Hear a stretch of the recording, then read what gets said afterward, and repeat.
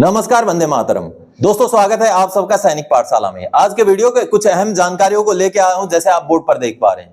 दोस्तों, इलारा सिक्योरिटीज करके एक संस्था है जो कि शेयर मार्केट को अध्ययन करने का काम करती है। अब इनके द्वारा एक सर्वे रिपोर्ट के हवाले से खबर सामने आई है 8वें पे कमीशन के बारे में। जी हाँ, 8वें पे कमीशन में किस तरीके से पेमेंट और पेंशन में बढ़ोतरी होगी और उसकी वजह से शेयर मार्केट में कितना उछाल आएगा, उसके बारे में एक डिटेल रिपोर्ट इन्होंने सामने रखी है, जिसके बारे में आगे इस वीडियो में जानकारी दूंगा क्योंकि महत्वपूर्ण है। हालांकि इन्होंने फिटमेंट फैक्टर तो कुछ बताया नहीं, लेकिन दोस्तों पेमेंट में 30 से 40 हजार रुपए की बढ़ोतरी और पेंशन में 15 से 18 हजार रुपए की हर महीने की बढ़ोतरी के आंकड़े सामने रखे गए हैं, जो महत्वपूर्ण है। आगे आपको रिपोर्ट दिखा के समझाऊंगा। इसके साथ ही साथ दोस्तों, एसबीआई द्वारा पूरे देश भर में जो स्पर्श के सर्विस सेंटर हैं उनका लिस्ट जारी किया गया है। आगे वो लिस्ट भी दिखाऊंगा। इसके साथ ही साथ कभी कभी पीएओआर पेंशनर्स को किस तरीके से गुमराह करने की कोशिश करते हैं, उसका एक जीता जागता नमूना आपको दिखाऊंगा दोस्तों। तो चलिए इन्हीं विषयों को लेकर आगे बढ़ेंगे। आगे बढ़ने से पहले हमेशा की तरह मेरा आप सबसे आग्रह है, अगर सैनिक पाठशाला चैनल का वीडियो आप पहली बार देख रहे हैं या अभी तक चैनल को सब्सक्राइब नहीं किया है, तो चैनल के साथ जुड़े रहने के लिए, इसका हिस्सा बने रहने के लिए और आपसे जुड़ी हुई भरोसेमंद ऑथेंटिक जानकारियों को पाते रहने के लिए चैनल को सब्सक्राइब जरूर करें दोस्तों। चलिए आगे बढ़ते हैं। सबसे पहले जैसे आप देख पा रहे हैं, एसबीआई ने जारी किए अपने ब्रांच के लिस्ट जो स्पर्श के सर्विस सेंटर हैं। जी हाँ दोस्तों, एसबीआई की तरफ से मेमोरेंडम ऑफ अंडरस्टैंडिंग साइन होकर के भारत सरकार के साथ उन्होंने कुछ ब्रांचों को स्पर्श का सर्विस सेंटर बनाया है। जी हां, स्पर्श का काम कराने के लिए आप उन ब्रांचेस में जा सकते हैं जिसका लिस्ट एसबीआई ने जारी कर दिया है। यह सामने आप लिस्ट देख पा रहे हैं। कुल मिलाकर के 699 ब्रांचेस हैं। मैं इस लिस्ट को ऊपर लेके जा रहा हूं। आप अपना, अगर आपके नजदीक का ब्रांच है तो आप उसको चेक कीजिएगा। आप जहां भी आपका ब्रांच लगता है वहां पर डिस्ट्रिक्ट वाइज भी है, तो आप वीडियो को पॉज करके वहां पर देख लीजिएगा कौन सा ब्रांच है जिसमें आपके घर के नजदीक स्पर्श की सर्विस सेंटर खोली गई है। यानी कि आपका ही एसबीआई, आपका ही बैंक हो सकता है कि सर्विस सेंटर स्पर्श का वहां हो। तो मैं लिस्ट को ऊपर कर रहा हूं, आप उसको देख लीजिएगा। और अगर इस लिस्ट की कॉपी आपको चाहिए तो आप मुझे व्हाट्सएप में मैसेज कीजिएगा। मैं आपको ये पूरा जो लिस्ट है ये आपको मुहैया करा दूंगा, अगर आपके पास अभी तक नहीं पहुंचा है तो। और अगर आपके पास मेरा व्हाट्सएप नंबर नहीं है तो आप चैनल को ज्वाइन कीजिएगा। मेरा व्हाट्सएप नंबर आपको मिलेगा और आप मुझसे मैसेज करेंगे, ये लिस्ट मांगेंगे स्पर्श का सर्विस सेंटर वाला लिस्ट, तो मैं आपको मुहैया करा दूंगा। कुल मिलाकर के 699 सर्विस सेंटर हैं स्पर्श के एसबीआई के अंदर। हालांकि सर्विस सेंटर और भी हैं, बहुत बाकी बैंकों में भी हैं और बाकी जो कॉमन सर्विस सेंटर हैं वहां पर भी हैं, लेकिन ये स्टेट बैंक ऑफ इंडिया के अंदर उनके ब्रांचेस के अंदर सर्विस सेंटर हैं स्पर्श के, जिसका लिस्ट अभी अभी आपने देखा दोस्तों। तो इस लिस्ट को आप चाहते हैं तो आप व्हाट्सएप पे मुझसे संपर्क कीजिएगा। चलिए अब आगे बढ़ते हैं अगली जानकारी की ओर। इलारा सिक्योरिटीज का 8CPC पर रिपोर्ट आया सामने, गजब बढ़ोतरी। जी हाँ दोस्तों, इलारा सिक्योरिटीज ने क्या रिपोर्ट सामने रखा है, जिसमें कहा गया है 1 से लेके 5 लेवल तक के जो कर्मचारी या पेंशनर्स हैं उनके लिए 60% बजट आवंटित होगा। 6 से लेके 10 तक के जो कर्मचारी हैं उनके लिए 30% आवंटित होगा और 11 से 18 लेवल के जो कर्मचारी या पेंशनर हैं उनके लिए 10% बजट आवंटित होगा। उसका डिटेल्स आगे रिपोर्ट में समझाऊंगा। मार्केट के कुछ सेक्टर में जबरदस्त उछाल होगा। जी हाँ, शेयर मार्केट के कुछ सेक्टरों में बहुत ज्यादा उछाल देखने को मिलेगा 8वें पे कमीशन की वजह से, ऐसा रिपोर्ट में बताया गया है। साथ ही साथ 3 से 3.15 लाख करोड़ रुपए का बजट रहेगा 8वां पे कमीशन का, यह बड़ी बात है। साथ ही साथ पेंशन में एवरेज 15,000 से 18,000 रुपए तक की बढ़ोतरी होगी, ऐसी जानकारी इस रिपोर्ट से सामने आई है दोस्तों। तो चलिए जो रिपोर्ट सामने आया है उसको देखते हैं। दोस्तों, 8वें पे कमीशन को लेकर के इलारा सिक्योरिटीज करके एक एजेंसी है, उनका ये एक बेहतरीन रिपोर्ट, सर्वे रिपोर्ट सामने आया है, जिसमें आप देख पा रहे हैं द इकोनॉमिक टाइम्स अखबार में ये छपा हुआ है, आज ही छपा है। 8 पे commission what ₹3 lakh crore boost for the government employees mean for stock market investors. यानी कि जो 3 लाख करोड़ रुपए 8वें पे कमीशन के लिए आवंटित होंगे, उससे शेयर मार्केट में किस तरीके से उछाल होगा उसके बारे में यहां पर जानकारी दी गई है। और इलारा सिक्योरिटीज का ये रिपोर्ट है दोस्तों, इसमें बताया गया है कि 3 से लेके 3.15 लाख करोड़ रुपए बजट रहने वाला है 8वें पे कमीशन का। और इस 8वें पे कमीशन की बजट की वजह से जो शेयर मार्केट है वहां पर एक इंजेक्शन का काम करेगा। ये बूस्ट लाएगा। 8वें पे कमीशन जो है शेयर मार्केट पर भी एक बूस्ट लाएगा, ये जानकारी यहां पर दी गई है। और कौन से सेक्टर हैं जिनमें इजाफा होगा, जैसे कि जो पैसेंजर व्हीकल या BFSI यानी कि banking, finance services and insurance वाले जो सेक्टर हैं, या कंज्यूमर ड्यूरेबल्स यानी कि जैसे फ्रिज हो गया, फर्नीचर हो गया, इस तरीके के जो सेक्टर हैं, या रियल एस्टेट या आपका मकान हो गया या जमीन हो गया, या FMCG, इसका मतलब होता है फास्ट मूविंग कंज्यूमर गुड्स, जैसे पैकेज फूड होते हैं, कॉस्मेटिक्स होते हैं, जूस, मेडिसिन होते हैं। तो इन सेक्टर्स में और साथ ही साथ आगे और भी जैसे कि QSR यानी कि जो क्विक सर्विस रेस्टोरेंट्स यानी कि जो जल्दी जल्दी मिलने वाले खाने की चीजें होती हैं, यानी कि पैकेट वाले जो खाने होते हैं, उन चीजों में, उन सेक्टर में जो है जो शेयर मार्केट में उछाल होगा। और साथ ही साथ 8वें पे कमीशन का जो पे आउट है उसको पूरा यहां पर डिस्क्राइब किया गया है, आप जैसे देख पा रहे हैं। According to calculation done by Elara securities, the pay commission will lead to ₹3 to 3.15 lakh crore pay out for the both salaries and pensions, which is estimated to be 0.65 to 0.85% of projected financial year 27 GDP, यानी कि financial year 2027 का GDP का इतना percent ये रहने वाला है। और आगे देखिए, the compare of the 7 CPC, जो कि 7 CPC में 1.02 लाख करोड़ रुपए था, जो कि फाइनेंशियल जो GDP अगर 2017 का हम कंपेयर करें तो उस समय में 0.66% का बढ़ोतरी हुआ था।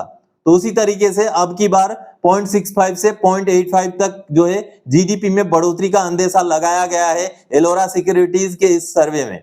आगे साथ ही साथ बोला गया है कि कंसीडरिंग द एम्प्लॉइज डिस्ट्रीब्यूशन, यानी कि एम्प्लॉइज का जो डिस्ट्रीब्यूशन है, जो नीचे लेवल में बहुत सारे एम्प्लॉय हैं, ऊपर लेवल में एम्प्लॉइज की संख्या कम है, तो जो पैसों का जो आवंटन होगा वो किस तरीके से होगा। जैसे कि अगर सैलरी ग्रेड 1 से 5 की बात करें तो 1 से 5 के जो सैलरी ग्रेड के एम्प्लॉइज या पेंशनर हैं उनके लिए कुल 60% खर्चा उनमें लगेगा।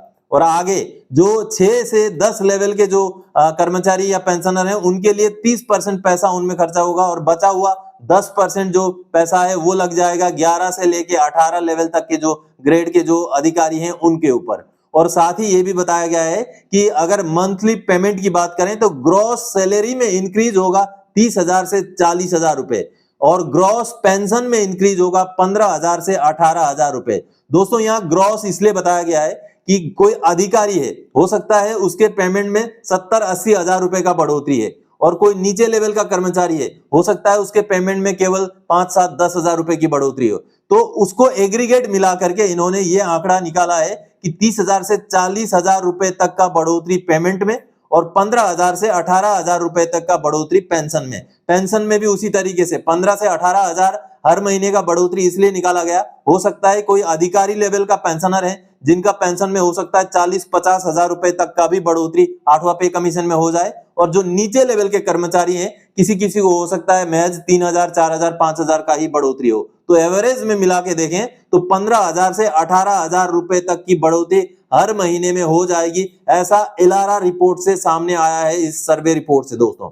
तो कहीं ना कहीं और भी चीजें हैं जो 7वें पे कमीशन के साथ भी कंपेयर किया गया है। 7वें पे कमीशन में 14% की बढ़ोतरी थी, जो कि 1970 से सबसे नीचे था। ये देखिए यहां पर लिखा हुआ है 1970 से लेकर अभी तक सबसे नीचे था, जो कि केवल 14% की ही बढ़ोतरी थी। अब लेकिन 8वें पे कमीशन में यह अंदेशा लगाया गया है, यहां पर आप देखिए 30 से लेकर 34% तक की बढ़ोतरी होगी।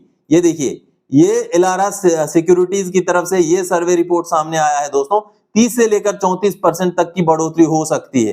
तो कहीं ना कहीं ये एक महत्वपूर्ण सर्वे रिपोर्ट है दोस्तों, और इससे क्या शेयर मार्केट में असर पड़ेगा ये देखिए, stock market set for double boost, यानी कि डबल बूस्ट हो जाएगा स्टॉक मार्केट में भी। तो कहीं ना कहीं GDP में भी उछाल होगा।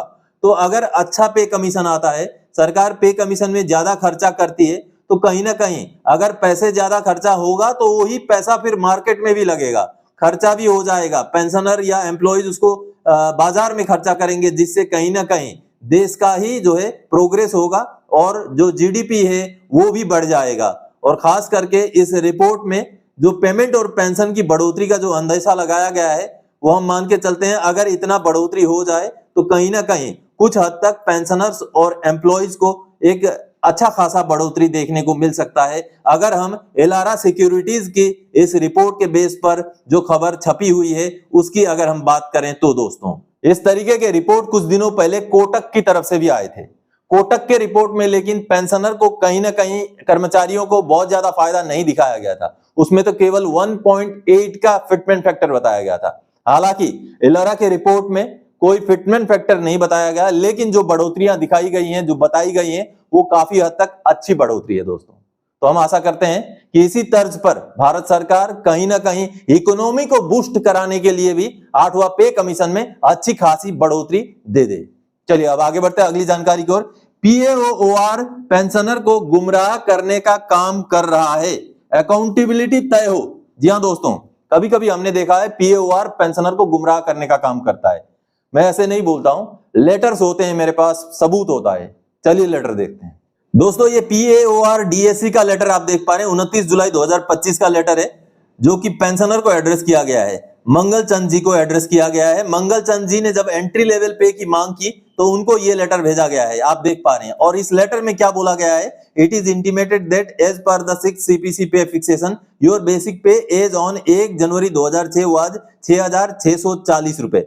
यानी कि छठा पे कमीशन रिवाइज करके आपको 1 जनवरी 2006 के डेट में 6,640 रुपए बेसिक पे दे दिया गया था, which is higher than the minimum assured basic pay 6,460। यानी कि जो एंट्री लेवल पे का लिमिट है मिनिमम 6,460 रुपए, उससे ज्यादा आपको फिक्सेशन दे दिया गया था।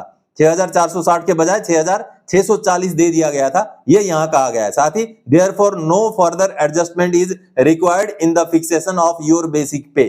जी हां, इसलिए आगे आपका बेसिक पे में कोई फिक्सेशन, कोई इंप्रूवमेंट की जरूरत नहीं है, ये कहा गया है। देखिए पीएओआर द्वारा बकायदा लेटर जारी करके। लेकिन अब इसका बड़ा खुलासा तब होता है जब पेंशनर मंगल चंद जी अपना क्वार्टरली स्लिप देखते हैं। जी हां, चलिए मैं क्वार्टरली स्लिप उनका दिखाता हूं। ये रहा क्वार्टरली स्लिप। आप ये मंगल चंद जी का क्वार्टरली स्लिप देख पा रहे हैं, ये देखिए। अब उनका 1 जनवरी 2006 में क्या बेसिक फिक्स किया गया था, यहां पर देखिए, ये देखिए 1 जनवरी 2006 में उनका बेसिक 6,440 फिक्स किया गया था। आप देख पा रहे हैं ये क्वार्टरली स्लिप है बकायदा उनका, जो उन्होंने संभाल के रखा हुआ था।